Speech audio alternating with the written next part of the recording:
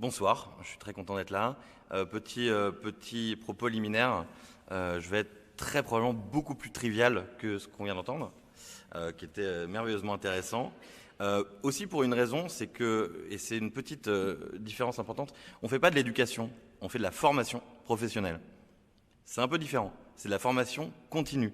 Alors moi, dans la formation continue, c'est même pas qu'elle n'a pas fait sa déviation, c'est que aujourd'hui dans cette salle, on sait qu'elle existe uniquement parce qu'on vous appelle 15 fois par jour pour le CPF. Mais globalement, la formation professionnelle, c'est quelque chose qui est moribond depuis des décennies. Et c'est triste parce que la formation professionnelle, c'est ni plus ni moins que le droit que chacun a de se former tout au long de la vie.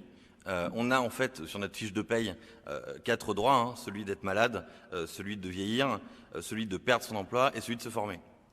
Globalement, sur ces 4 droits, il y en a 3 qui sont passifs, 1 qui est actif. C'est un peu dommage qu'on ne mobilise jamais, c'était un aparté, mais du coup on n'est pas tout à fait sur le même créneau entre guillemets, mais c'est très complémentaire en fin de compte. Je peux parler de moi, c'est pas forcément... moi j'étais avocat à la base, donc j'ai fait une déviation déjà quand j'étais avocat, je faisais du droit des affaires, j'ai fait mes études à Paris 1, donc je suis très content de revenir, c'était pas ici, c'était à Panthéon, mais donc j'étais en M&A, donc je faisais du droit des affaires, des fusions-acquisitions, toutes ces choses qui me faisaient rêver quand j'étais à la fac. Je gagnais extrêmement bien ma vie et je me faisais terriblement chier. J'ai bifurqué assez rapidement, même très très rapidement. J'ai tenu, je crois, 8 mois en droit des affaires et je suis allé faire du droit pénal. Donc là, c'était vraiment littéralement le contraire, c'est-à-dire que c'était passionnant, mais je gagnais plus du tout ma vie.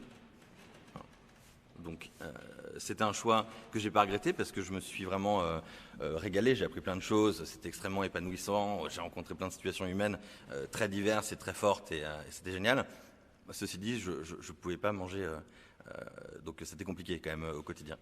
Voilà. En parallèle de ça, j'avais envie de lancer une entreprise avec mon frère. Donc lui était dans un quotidien beaucoup plus cossu. Il a fait Centrale, il était Quant en salle des marchés, il était effroyablement bien payé, aucun sens non plus. Bon, enfin bref, il était quand même très bien payé. Il faisait des modèles mathématiques pour que des gens très riches deviennent encore plus riches, globalement, si je résume ce qu'il faisait. C'était pas passionnant.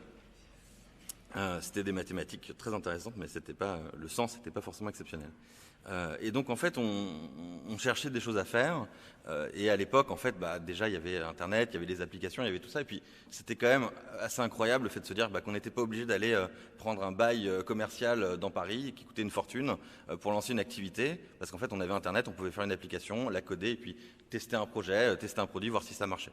Et faire probablement beaucoup plus de chiffre d'affaires qu'avec notre magasin. Donc voilà, donc ça c'était un peu la ruée vers les apps à l'époque, c'était en 2012-2013. Et on a à l'époque un ami qui est parti faire un bootcamp. Alors c'est un barbarisme pour parler, le bootcamp c'est un barbarisme pour parler de camp d'entraînement intensif en gros, en l'occurrence au développement web, mais en fait on pourrait imaginer d'autres domaines. Je pourrais y revenir d'ailleurs parce qu'en fait c'est plus le format qui est intéressant que le contenu. Voilà. Donc on a un ami qui est parti faire le bootcamp originel un peu en Californie, c'était le premier format qui existait là-dessus à l'époque. Il est parti faire 9 semaines de formation, il est sorti de ces 9 semaines de formation, il était recruté chez Uber avec un salaire mirobolant. Bon, d'accord, il n'était pas développeur avant, hein. Donc moi je vois ça répond exactement à ma peine qui est que je veux apprendre à coder pour lancer une activité.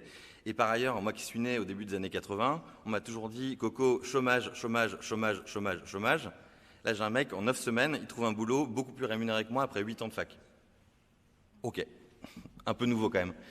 Et donc je découvre qu'il y a des métiers qui sont tellement en tension qu'on peut être recruté en si peu de temps en fait à des salaires décents. Voilà, donc on s'intéresse au sujet, on creuse un peu le sujet, et puis c'est fouillé. Hein. Désolé, j'ai pas vachement préparé, mais j'ai pas préparé du tout en fait. Et donc on lance le wagon en janvier 2014. Je vous la fais très très rapidement, mais en gros on lance à Paris en janvier 2014 avec une quinzaine d'élèves, avec 15 élèves exactement. Et on a développé assez rapidement l'entreprise sans lever de fonds. On a levé des fonds très tard en 2020. Et on est passé de 15 élèves à 14 000 élèves. En tout, on a formé 14 000 personnes et on est dans 40 campus un peu partout dans le monde. Globalement, on est partout sauf aux États-Unis et en Russie, ce qui est une bonne chose. On a un peu de chance là-dessus.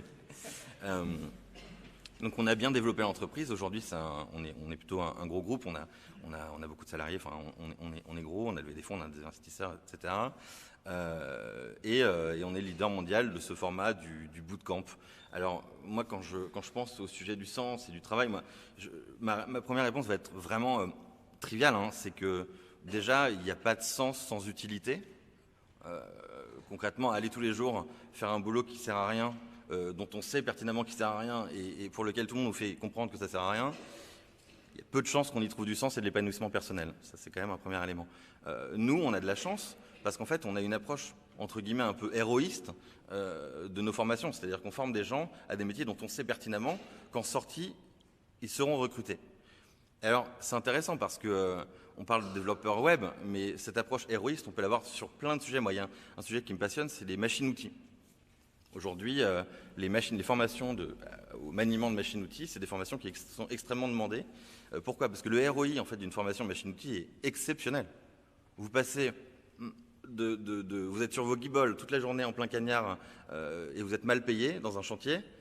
Vous faites votre formation machine-outils, vous êtes dans une machine climatisée, vous ne marchez plus, vous n'êtes pas au soleil, vous êtes 2 fois mieux payé.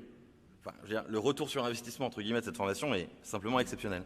Donc nous, on a une approche très héroïste. Donc tous les gens qui sortent de nos formations trouvent un boulot, lancent leur entreprise. On le disait tout à l'heure, nos alumni ont levé en tout 500 millions d'euros sur les 6 dernières années, donc avec leurs entreprises. Et donc ça, c'est forcément quelque chose qui apporte du sens, puisque tous les gens qui passent chez nous se sentent utiles en sortant et redécouvrent un nouveau métier dans lequel ils sont valorisés. Ça, c'est un premier point. Est-ce que j'ai un deuxième point ? Ça, c'est l'autre question. Non, ça c'est un premier élément. L'autre élément, c'est que on forme. En fait, ce qui est important aussi quand on réfléchit à la façon de former les gens aujourd'hui, c'est que en fait aujourd'hui, il faut apprendre à former des gens pour des métiers qui n'existent pas encore. Alors c'est pas évident à concevoir, mais il faut savoir qu'à partir de 2030, en gros, il va y avoir de plus en plus de métiers qui n'existent pas aujourd'hui. Ma fille qui a 2 ans. 80% des emplois et des jobs qui existeront quand elle sera en âge d'être recrutée n'existent pas aujourd'hui. Et ça peut faire effet d'annonce, mais je vais vous donner un exemple très concret. Nous, on forme à 2 métiers, développeur web, qu'on a lancé en 2014, et data scientist. Data scientist, quand on a lancé le wagon en 2014, ça n'existait pas. C'était confidentiel. Il y avait quelques personnes qui faisaient ça. Je ne suis même pas certain que ça s'appelait data scientist, mais la vérité, c'est que quand on a lancé le wagon, ça n'existait pas. Donc aujourd'hui, on forme des gens à un métier qui recrute massivement et qui n'existait pas quand on a lancé le wagon. Donc ça, c'est quand même assez fascinant. Et ça va aller grandissant. Et donc ça, c'est un élément qui est fondamental parce que nous, on a de la chance parce qu'on forme les gens au développement web. Et au développement web, il y a cette culture du développeur qui est d'être curieux tout le temps, de se remettre constamment en question. Les technologies changent. Donc par essence, c'est un métier où il faut apprendre à se remettre en question si on veut être autonome, si on veut être indépendant. Et ça, c'est un mindset, désolé pour l'anglicisme de start-up, c'est un état d'esprit qui est fondamental si on veut en fait avancer dans ce monde où il va falloir de toute manière faire des virages à 90 degrés très régulièrement pour suivre les changements du monde du travail. Est-ce qu'on est heureux, est-ce qu'on est plus heureux dans le digital ? C'est difficile comme question, c'est très subjectif à être heureux. On est heureux quand on est là où on est, et là où on devait être. Pour moi, enfin en tout cas ce que je vois aujourd'hui, c'est que les gens qui sortent du wagon et qui décident de faire profession de ce qu'on leur a enseigné, parce que c'est pas le cas de tout le monde, il y a plein de gens qui font profession, enfin qui reprennent leur ancien job, etc. Mais en tout cas ceux qui décident de faire ce qu'on leur a enseigné, ils sont très courtisés, donc ils peuvent sélectionner les projets sur lesquels ils vont s'investir. 2, ils ont une rémunération qui est décente, donc avoir une rémunération décente, c'est quand même un élément important pour bien vivre, quoi. Voilà.